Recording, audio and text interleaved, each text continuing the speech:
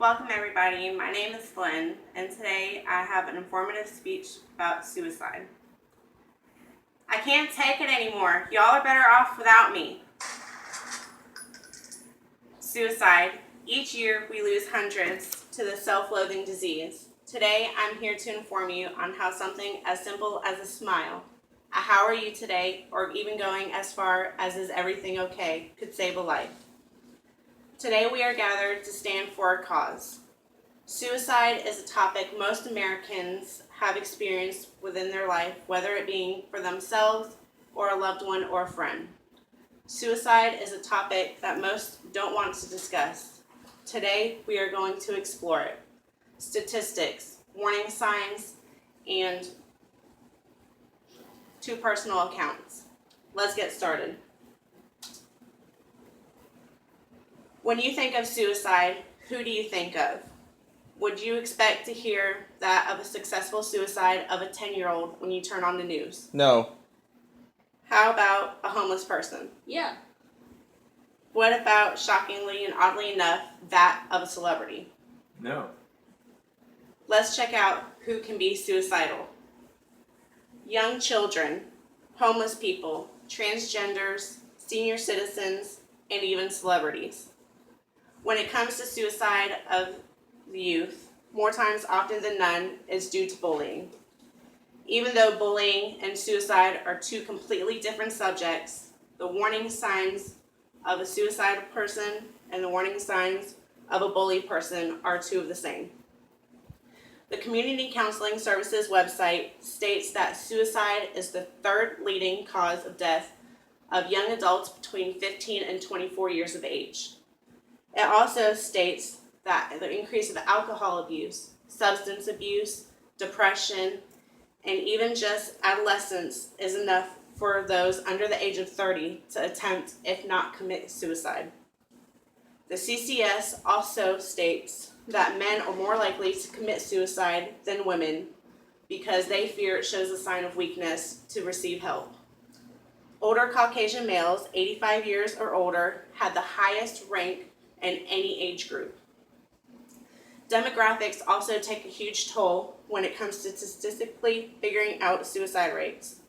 Even though celebrities have everything, in all reality, they have nothing. What's the point of having all that money, 20 cars, a mansion with a secluded island, when you have no privacy? Pressure of always being perfect for your fans can be exhausting. Tabloids continuously spreading unfaithful rumors with unclear pictures. Robin Williams, for example, stayed out of the spotlight, was humorous, a family man, a successful career, and had millions, yet astonishingly enough, he committed suicide. This goes to show that even when you have everything, you still end up with nothing. Moving forward to some statistical attributes.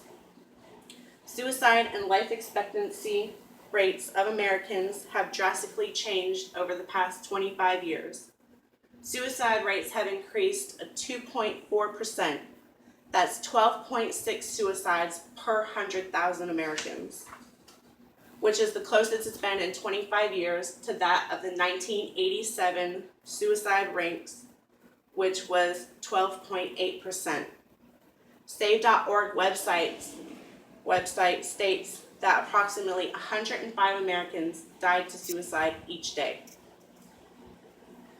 If you're thinking of suicide, whether it being for yourself or getting information for a friend, there are people to help. Suicide Lifeline. You can call, chat online, or even find a center. Let's look at a pie graph of methods that were used between 2008 and 2010. According to Tees Harderpool GSNA. As shown in the graph, many methods have been used. Surprisingly enough, you don't see a single gunshot wound on here. Hanging and strangulation was the number 1 method, then self-poisoning, jumping from heights, and drowning. Next, we are going to clench the warning signs of a lost soul. The people at Save.org came together as a team to come up with a list of to be looking out for people you feel are suicidal. Talking about being a burden to others, feeling hopeless, no reason to live, withdrawn or isolated, and loss of interest in things one once cared about. Being aware of the warning signs are one of many steps you can learn about when it comes to suicide prevention. How to approach somebody who you feel is suicidal, know when to ask for help, and know where to get help and information. Now that we have heard the facts, I will discuss 2 personal accounts I have had in my past. I have talked my friend Jimmy out of suicide.